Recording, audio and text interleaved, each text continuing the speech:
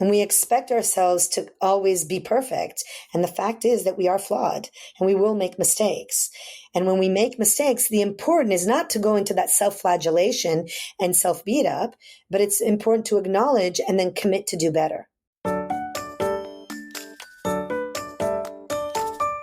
Welcome to Transforming the Toddler Years, a Core 4 parenting podcast for conscious, cycle-breaking parents ready to turn toddler tantrums into teachable moments. Hi, I'm Cara Tyrrell, a lifetime lover of littles, mom to 2 grown and flown girls, and an early childhood educator. Through the show, I teach you my collaborative parenting methodology for nurturing your little human's mind, body, and spirit. Because how you connect and collaborate in the first 5 years is how you raise happy, healthy kids who grow into the best version of themselves and find true success in school and life. But before we dive in, I would love if you could do me a favor.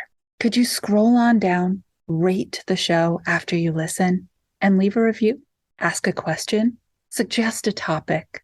This will help me know how to better serve you, who to bring in.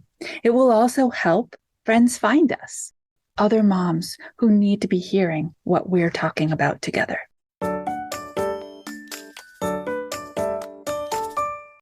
My guest today is Micaela Passeri, and she typically works with entrepreneurs, business owners, or high-level corporate CEOs.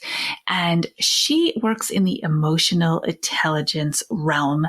But I asked her onto the show today because she has some unique insights on how shame prevents us from being truly conscious and collaborative parents. She's going to talk to us about the top 3 emotions that trip us up in life and parenting and how we can do a little ninja hacking on them.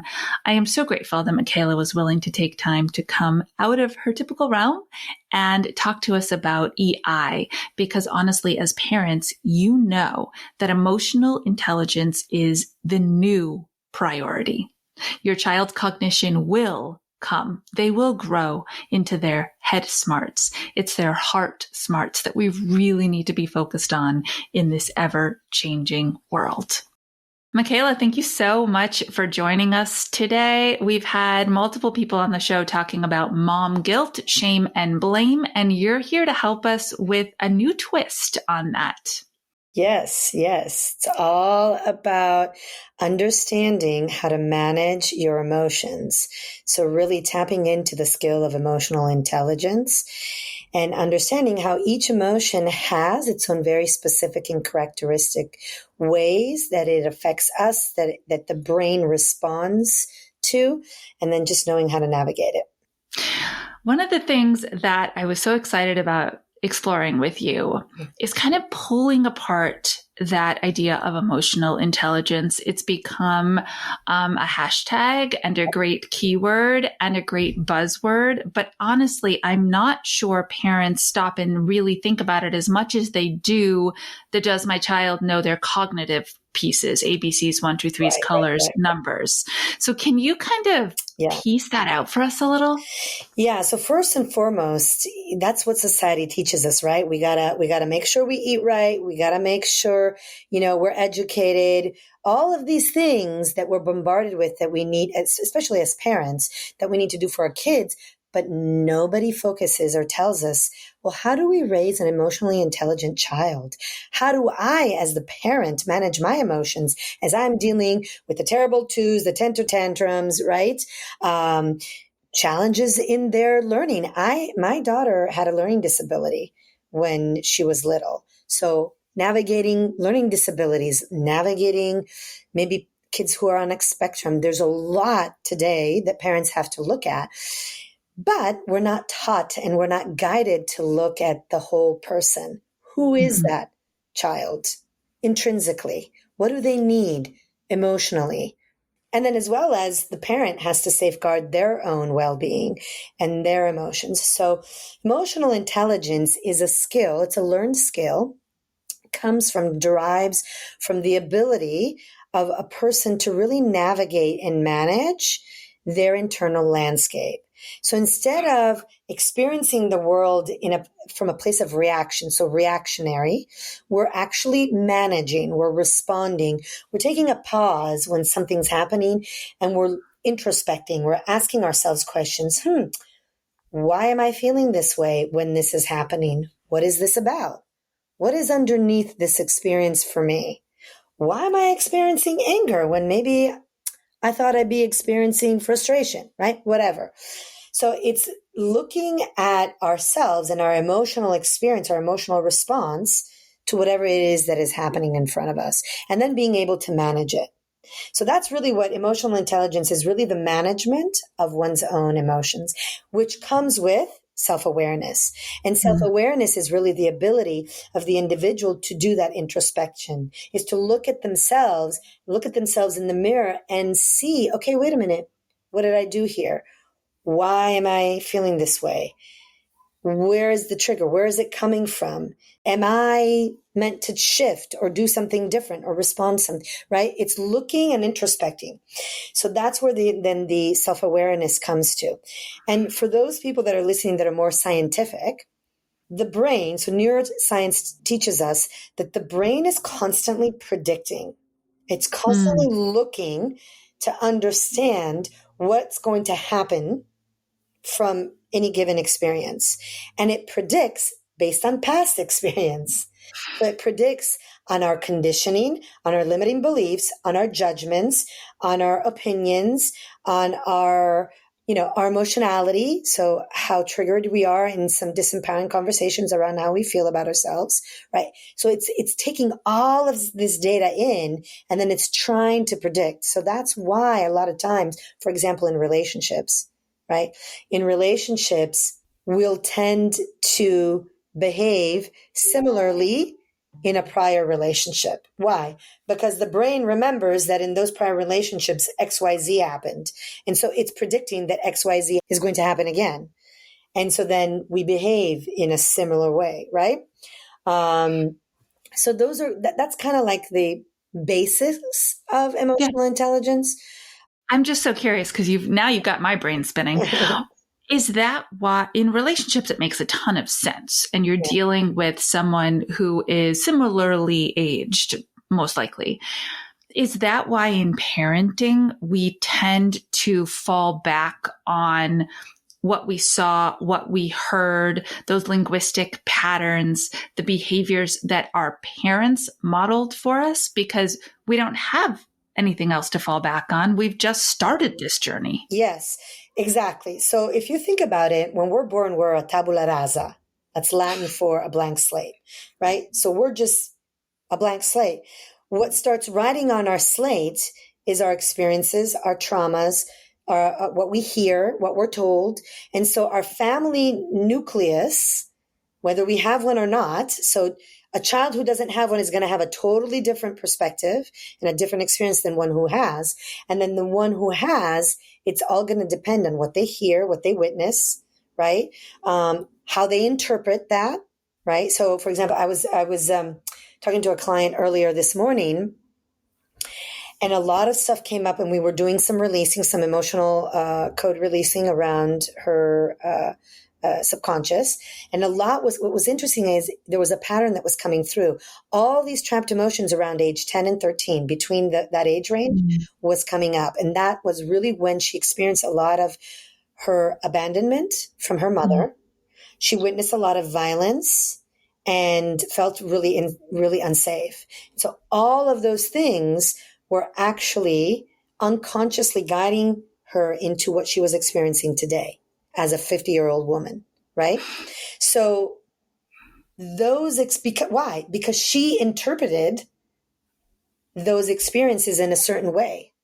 Now, I know parents are going to go like, okay, wait a minute. Every time I behave or say something to my kid, they're going to interpret in a certain way. Oh my God, right? Yes, they are. And that's why it's really important to understand and navigate the relationship with the child, right? And to some extent, it's part of their journey. So you cannot go into full control mode. You've got to surrender to both of your journey as parent and child together, But the more information and the more knowledge and the more skill you have around emotional intelligence, you will be able to help your child navigate that too, and help them with the way that they see the world and they see themselves. Does that make sense?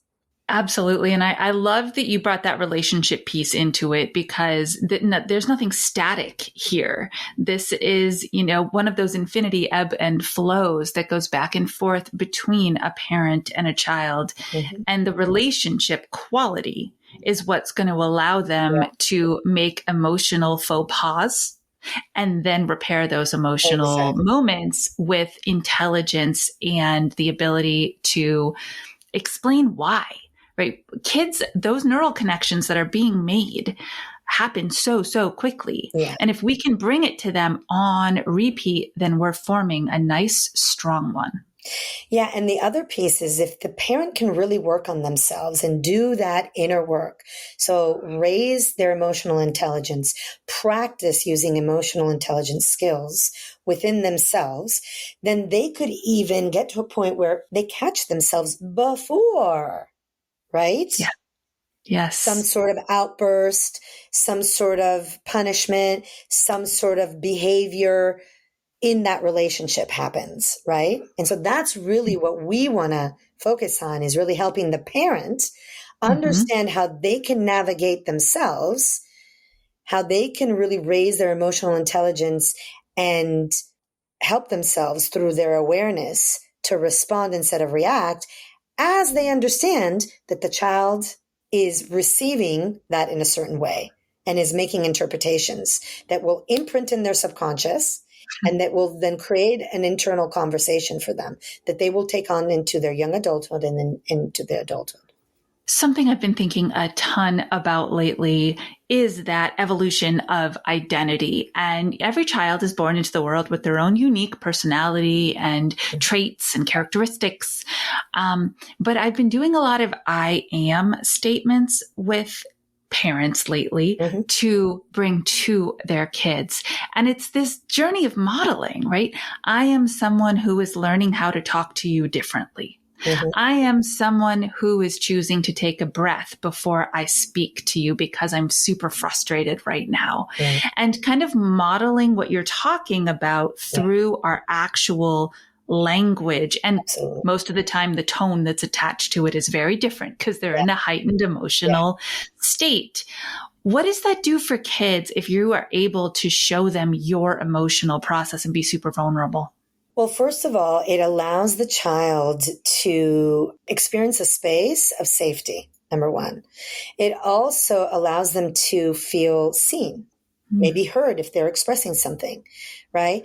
And as human beings, those are the most important things that we look for from the moment we're born, is to feel safe and to be seen and heard and acknowledged. And most people that I see who are now adults, right, in my practice, are people who have had experiences in their past where they don't feel safe. They didn't feel safe, just like I shared with this client this morning. They don't feel seen or heard. They feel that they're just cast aside. Second thought, they're brushed away. They're not considered, right? Their not necessarily opinions, but their feelings. They feel that their feelings didn't matter at the time, right?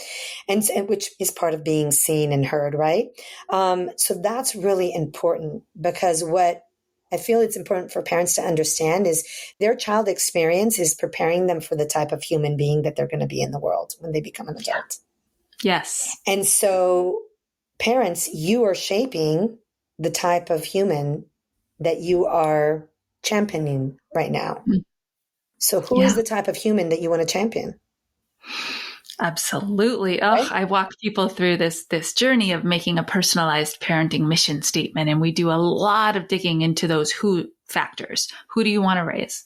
And in order to raise that child, who do you need to be? And that's the evolution piece. So where does the shame and blame come in? Where does that self-criticism come out? Is it all from that reactionary sub-programming and we know it doesn't feel right? Or how does that shame block us from being that parent we want to be? Well, there's layers, right? I mean, this work has layers. And it's kind of like, if you think about it, like a web, there's all these interconnections, right? So there's a layer of the parents' past, their own conditioning, their own limiting beliefs and trapped emotions that they still haven't worked through, right?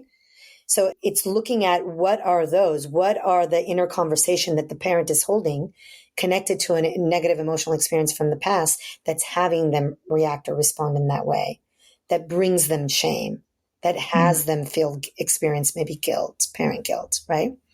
So part of it is the parent's own stuff, their own emotional baggage, right?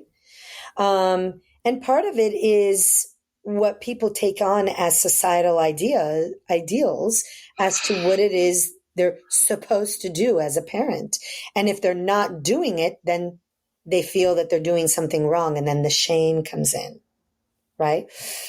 And another layer is the fact that a lot of us think we're flawless. We don't see ourselves as humans. And we expect ourselves to always be perfect. And the fact is that we are flawed and we will make mistakes. And when we make mistakes, the important is not to go into that self-flagellation and self-beat up, but it's important to acknowledge and then commit to do better. Yeah. Right? And so I think the shame comes from the absence of the tool of understanding how to make that new commitment, number one, and also from the fact that then the parent is self-flagellating. They're inflicting bad thoughts and emotions on themselves because they see that they've made a mistake, or they perceive that they've made a mistake, and so that's bad.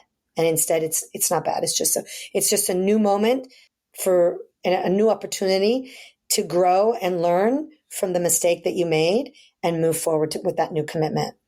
And the new commitment is what's important, because then you get to hold yourself to that new commitment, right? And so then there's where the navigation around that and the learning and how to do that is really important. But shame grandly comes from the parents' baggage, their own emotional baggage, and their unresolved trauma around that baggage. The struggle that I have is that, one of the things I teach is I teach parents how to set reasonable and achievable expectations for themselves and for their kids, because when you can do that, you can have more moments of success and winning, and then it makes you grow that confidence and the confidence combats the shame, right? My struggle is that we are always looping with generational inflation, if you will, right? So my parents raised me during a generation that had different societal pressures and comparisons and expectations than this generation right now. And it's just been so exacerbated. I feel like right now parents are being asked to do more, to do bigger, to do more impossible tasks than they've ever had to navigate before with emotional intelligence, because we have artificial intelligence that is starting to try to think for us. And when you are a small human and your brain is growing at such a rapid pace between birth and 5, those influences, they're just hard to manage. Yeah. And I think what it happens, especially for the newer parents, right? They're kind of taking on, they've experienced their own generational ideals or opinions. And now they're in a new generation as parents, and there's new information. And so there's confusion that gets created, right? Coupled with their own personal experience. And so I think what's important for parents to really understand is find what feels good to you. Part of emotional intelligence, and at least the way that I work with clients when I really help someone raise their emotional intelligence and learn these tools, is to really understand that you can always shift, that you can always, there's no black and white. You can always shift. And the most important thing is that for you to find what feels good to you. Because part of emotional intelligence, and this is where we go into more of the energetic quantum field side, is that our emotions are energy. They're frequency vibrations. And if we're triggered into something, our frequency, especially if it's a negative emotion, will be brought down. And so in order for us to get to that higher state, more positive state, stay there, we have to constantly look for the next better feeling place. We've got to focus on feeling good. So as parents, when we look at not only the conversations that we're having with ourselves, right? Yeah. But also how we're measuring ourselves with the outside world, we want to look at what feels good to us. Because if we're going to start engaging in setting huge expectations for ourselves, which sometimes sets us up for failure, then we're not focusing on the next better feeling place, right? We're focusing on putting ourselves in situations that actually create more of the negative emotion or the negative experience around that emotion. So it's really making sure that it has to feel good to you. Yeah. I love that scale. I remember looking at the graphic that you sent me when we first connected about what those low vibe emotions are and what those high vibe emotions are. So if parents are listening and they're like, wow, I'm just swimming in survival mode right now. I'm down in the frustration, in the stress, in the overwhelm. Are you saying they shouldn't just try to jump to the joy and jump to the present moment, that they need to gradually get themselves there? Yeah, because look, they have to believe it. I could sit here and let's say I'm sad because maybe I lost someone and I'm grieving, and I could say, "Oh, okay, I want to feel joy, right?" But am I going to really feel it? No, I'm not. How I can get to joy is to look for things that will bring me joy.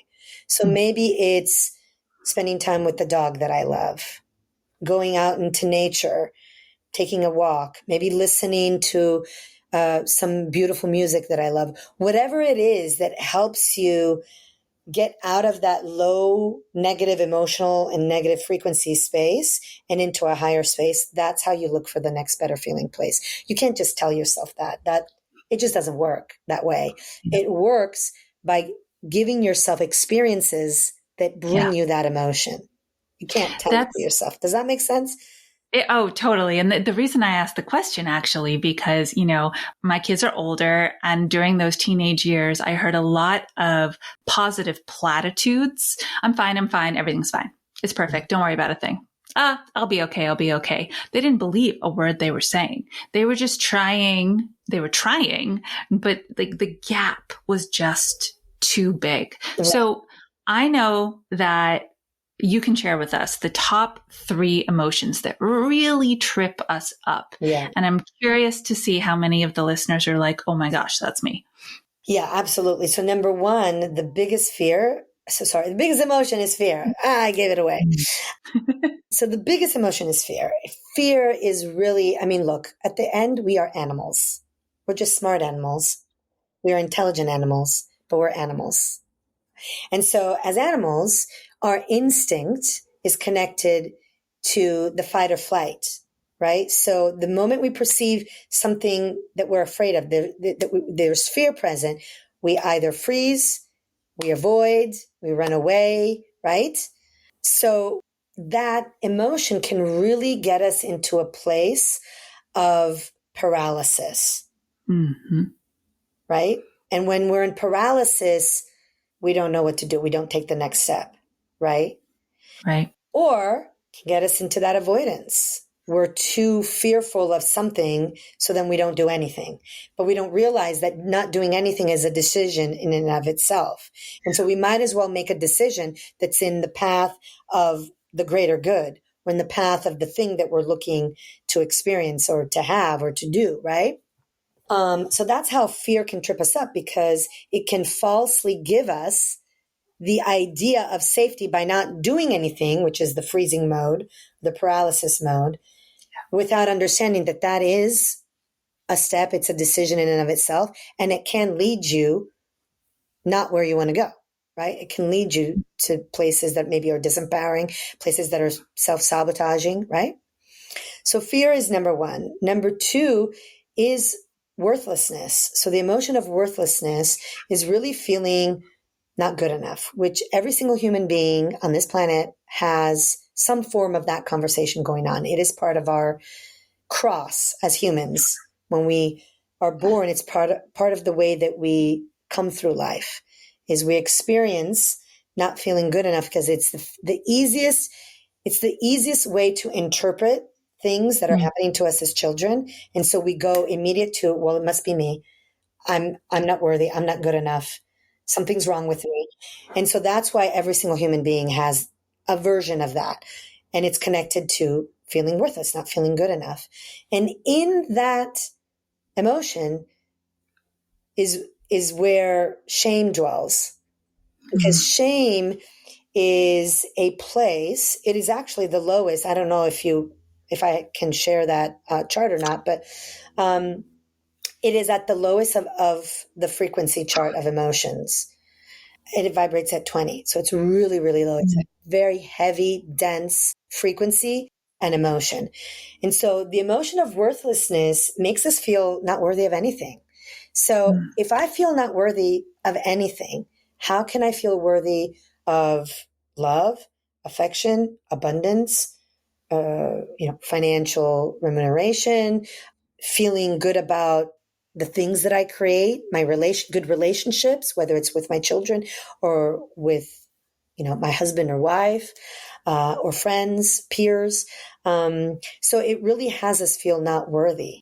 So if as a parent, we don't feel worthy, then we're tapping into experiences and behaviors that match that belief, right? So worthlessness is actually an emotion that takes us out, right? It'll take us out of relationship. It'll take us out of business. It'll take us out of life. Shame, in fact, is the number one emotion that causes suicide because you literally will take yourself out. If you're deeply entrenched in shame, you will take yourself out. Connection is what we're always looking for. Yeah, exactly. So worthlessness connected to shame is a big emotion because of that. It will take us out of something, whatever that is. And if we're talking about parent-child relationship, it could take you out of that relationship with the child. So absent parenting, maybe parenting that puts the child in situations where someone else is taking responsibility for them or for the way that they're brought up, right? So those are ways that this worthlessness could show up, right? And then the third one is failure. It's the emotion of failure. And really, it's the fear of failure. Yeah. And so it's really fear of failing as a parent, of doing the wrong thing. And we kind of talked about that a little earlier, right? Fear of making mistakes, right? And failing and as a parent. And the thing is, you can really never, if you are a parent that has good intentions, let me paraphrase, let me say that. If you're a parent that has good intentions, you can never fail. You can only learn and grow with your child.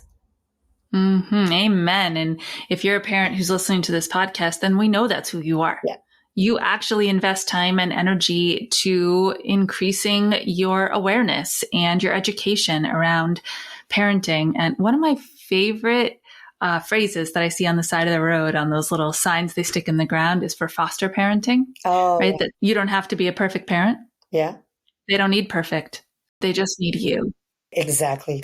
They just need you. They just need someone to love and care for them and to experience that sense of feeling seen and held and safe in the environment that they are.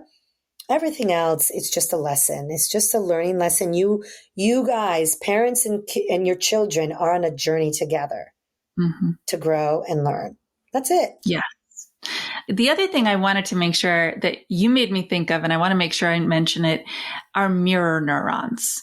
And parents, if you've never heard of this before, go watch some videos where kids are like super chill or sad or bummed, and then somebody in front of them just starts dancing. or the music gets really loud and someone has a really happy face, their bodies change immediately.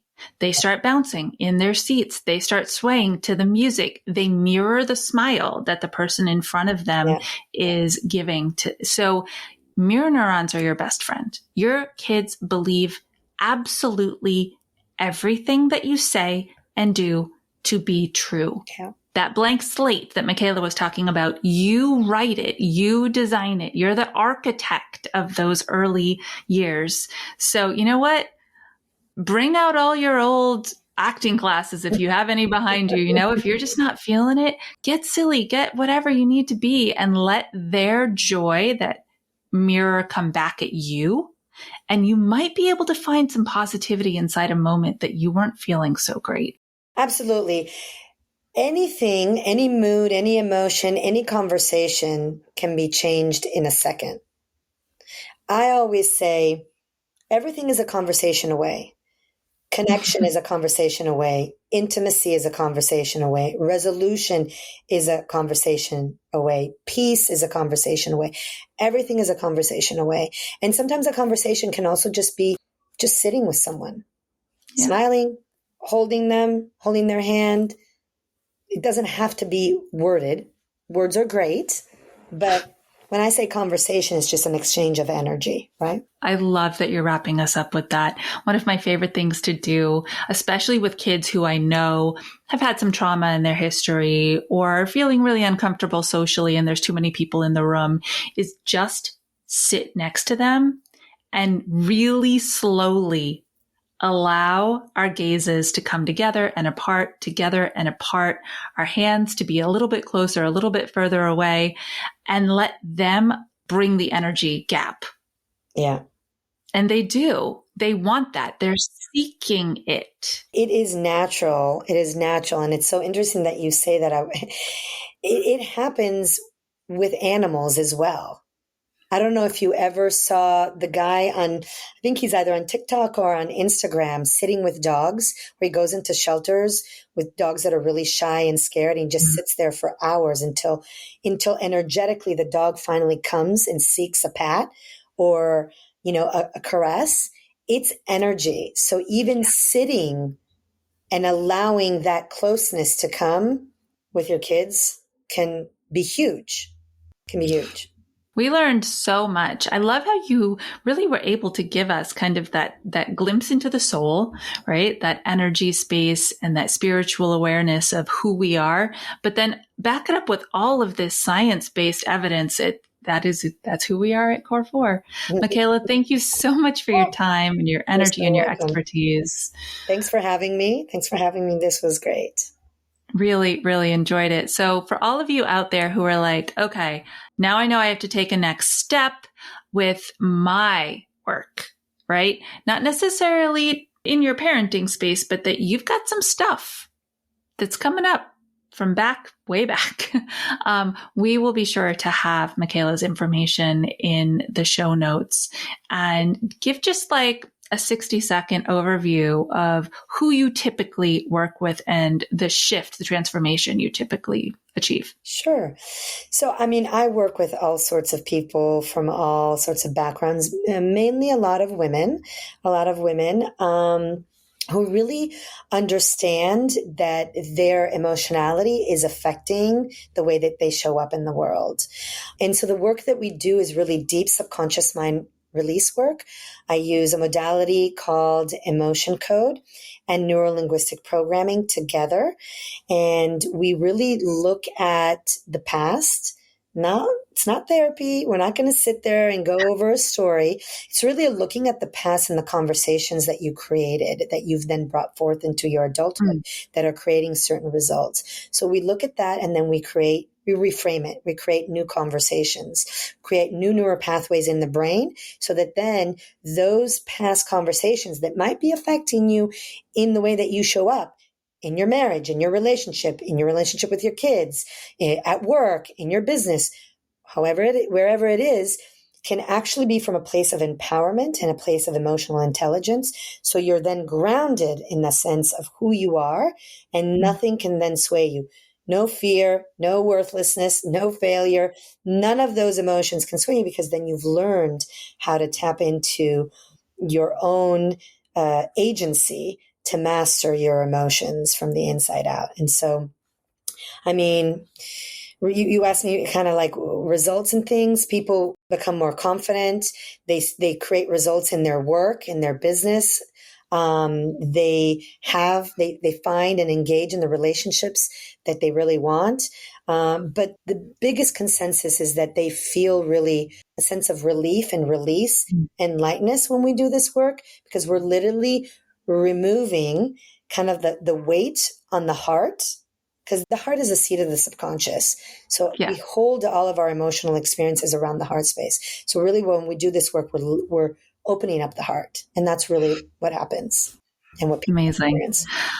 So for all of my amazing moms, dads, teachers, caregivers out there, if it's parenting personal development and that transformation you're looking for, you know my course is there for you and I am here for you. And if it's something that's just really your North Star, you know that every part of your life will be better if you do the inner work that needs to be done, then Micaela is here for you. And until that next episode, here on our show, I encourage you, as always, to stay mindful and proactive as we transform the toddler years.